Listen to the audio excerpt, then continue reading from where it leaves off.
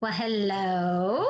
Hello. Good to see you. You too. Thank you for having me on. I'm so excited to chat with you today. Well, it's my pleasure. Welcome to Conversations with Caregivers. And this is a conversation for caregivers.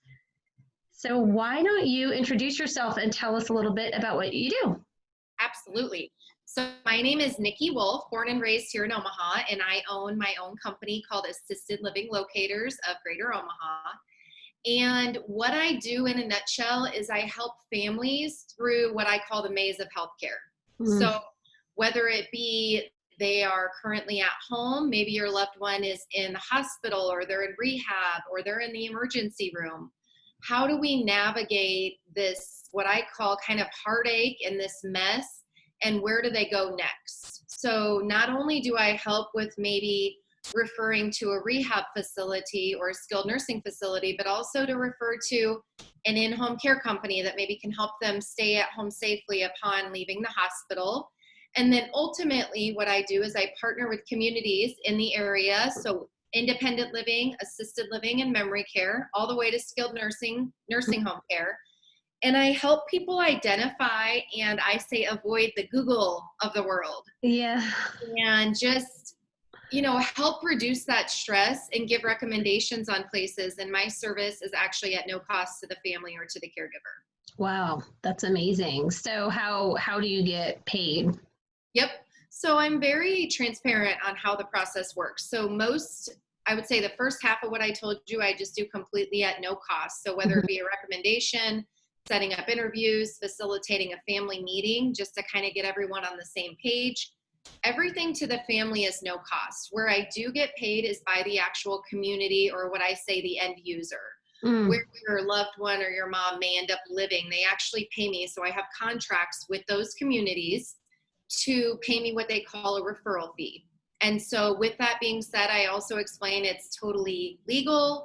It is not a kickback with Medicare or anything like that. So it's very legitimate. And that's how I'm able to not pass that along to families. so, it sounds like you're kind of like a real estate agent, but Kind for of. senior living. Yeah, it's almost like a buyer's agent in real estate, and I only focus on senior living. So you think you want to buy a house in Dundee or whatever area, you contact an agent and they kind of put a list together and say, hey, here are the houses to start with. Hmm. Well, for senior living, it's so complex, especially with COVID going on. I live, in Springfield and my mom lives in Millard. And how can we come up with places maybe that are central, that are accepting admissions, that don't have COVID, and also that we can afford? Because there's Right. so many different price points. It could swing from 3,000 a month to honestly probably 8,000 a month, depending on the community, just for assisted living. And So. that's, I mean, those are typically an all inclusive price for all of the amenities. And we've talked about the cost of staying home, and so it's not just financial. I mean, there's a big emotional toll that is taken Yep. also by staying Yeah, home. I think, depending on, it can cause a toll for both parties. So the caregiver and the burnout and the 24/7. And then also for the person that might be struggling, it could be a toll on them because they may not have the interaction and I guess you could say stimulation that they maybe could Mm, get in a community setting. Because you think about a caregiver and what they're doing, and they're just tapped out. They yeah. don't have the energy or the wherewithal to keep their loved one busy all day, to help with the sundowners at night or the confusion. And so I think it can go both ways, definitely.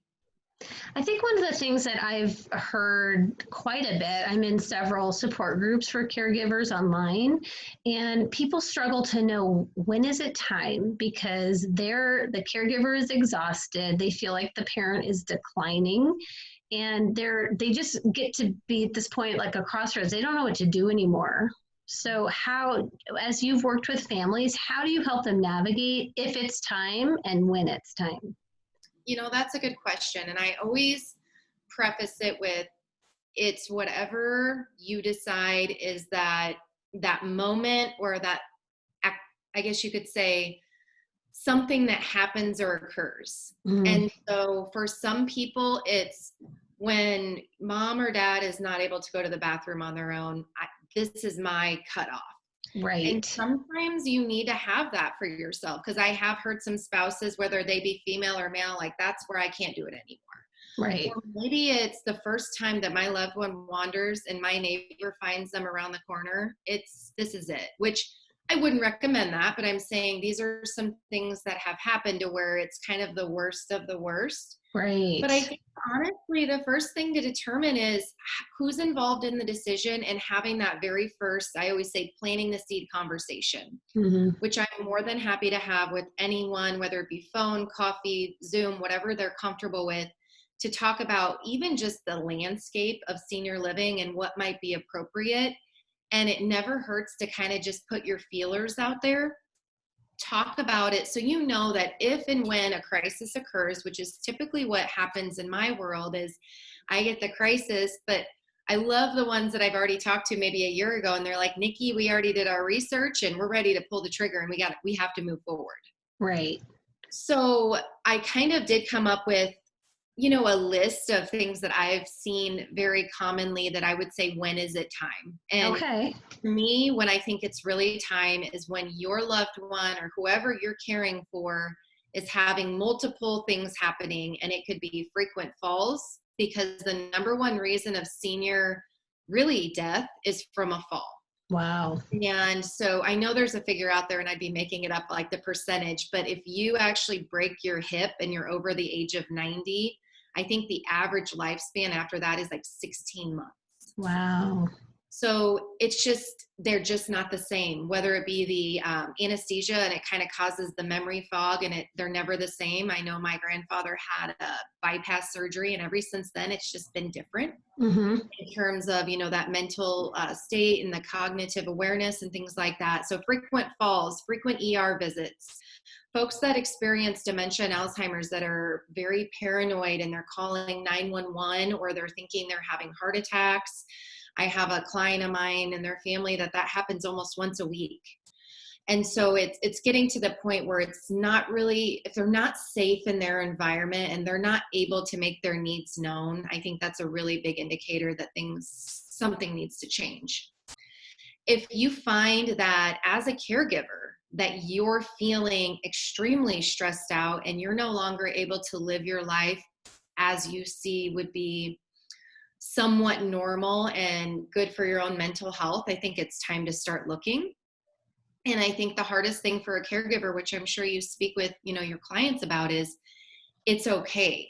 Don't feel that you're a failure. And I've heard so many times, and I think it is the hardest and the most sweetest thing is, a marriage vow is Right. fitness and in health. And I think that that's 100% true, but that doesn't mean to the detriment of your own health Right. and well-being. And so knowing you're not giving up your wedding vows, you're not giving up anything, you're actually doing what's right for them and safe for them and for you. So them are some things. The other things that I see a lot of is just losing track of the finances. If they're on their own and that goes whack, that can be a huge indicator that their medications are also not going well. Oh, that's such a good point. And I don't know if everybody would tie that together.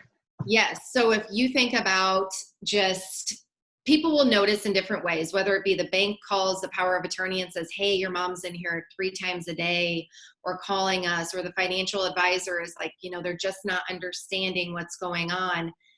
Just thinking about numbers can be the first thing to go. And that doesn't mean the meds are as well, but there's a really good chance if they're on, which most seniors are on 5 meds plus, 5 different things, whether it be heart, blood pressure, your cholesterol, if they're diabetic.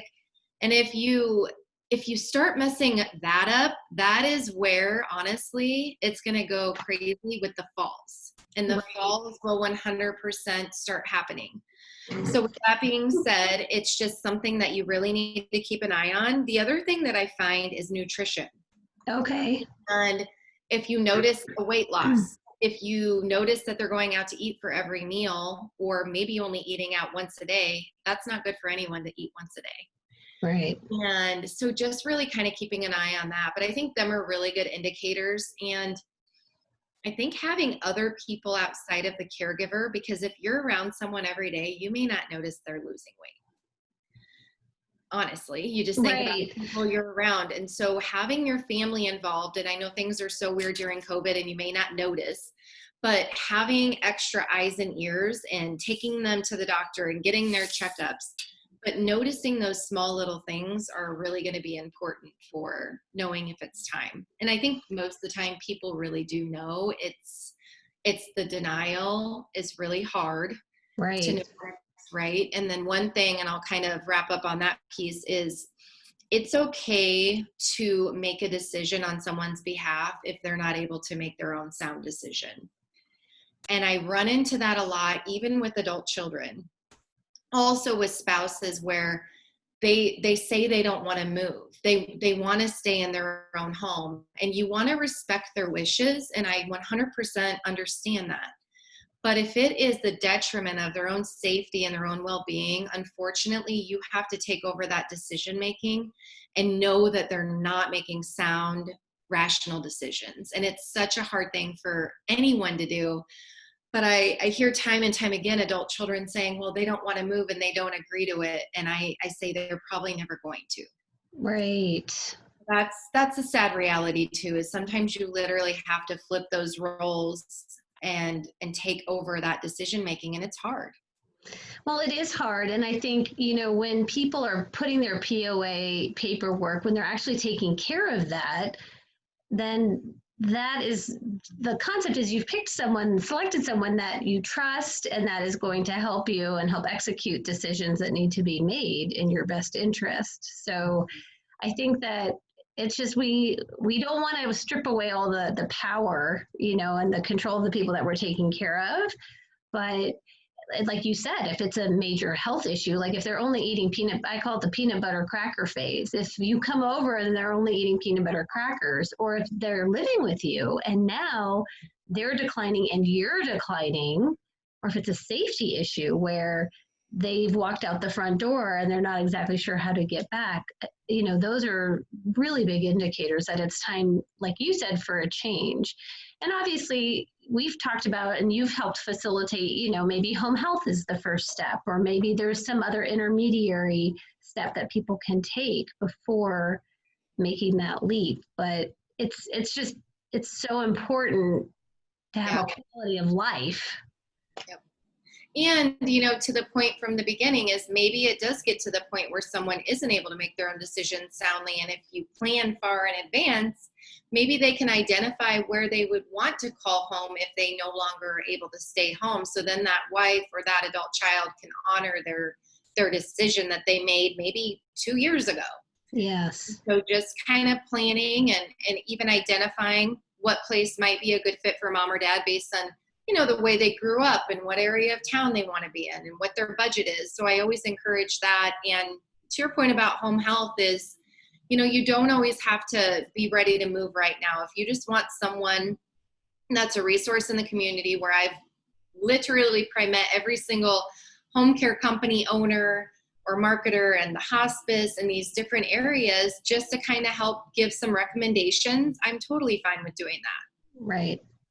Well, and I think what you were saying about having a third party earlier is so important, because I think as the caregiver, it's so it can be hard to make those decisions. But if the recommendation is coming from someone else, then sometimes that pill can be a little easier to swallow for the whole family. If it's a decision that's coming from a doctor, but to get a party like you involved where you're saying, so this is what I'm seeing, and I have resources in our community that I can connect you with home health. But this is where, I can see from my experience where we're headed. So to be proactive, what can we do so that you're set up for success? It's a really great way to get the actual client. So say if they're somewhat on board with moving, but there's a bunch of siblings involved, it's a great way to take that emotion out of it. And it also allows them to be very armed to make their own decisions. So I just worked with a husband and a wife, and the kids were kind of spread out in different cities. And they're like, we want you to work with mom and dad, because then they can make their decision with you and they won't feel like we're telling them what to do. Yes. And so it can be so valuable in that piece. And to be honest, the adult children may not have the time or energy or even know where to start, because as you know, there's so many of the sandwich generation where you're taking care of your own children and you have a husband or wife and you have your aging parents, and you're trying to basically raise and nurture two different sides. Right. So. Well, I think what you're doing is amazing and you're really good at it. So if people are in the Omaha area, I would highly encourage them to reach out to you. I'm going to put your contact information just in the show notes, so that, because this service is offered in other parts of the country. It's not unique to Omaha, and there are a lot of different companies that provide this type of service. So I just don't want caregivers to feel stuck if they're not in the Omaha metro. Yeah, keep in mind that my company is a franchise. So if you decide you want to reach out to me, I can connect you with someone in another city. Excellent. And we have 125 other owners that are just like myself. You know, we're doing this because of really our own personal circumstance for the most part. Mm-hmm. And I'm happy to get you connected with a local advisor. So I'm not trying to work, a part of the country I don't know, but definitely reach out and I'm happy to help. Excellent. Well, thank you so much for your time. I really appreciate it. And I think you gave a lot of great information that is going to be of real value to people. So thank you so much. Have a great day. Appreciate it. You too. All right. Bye.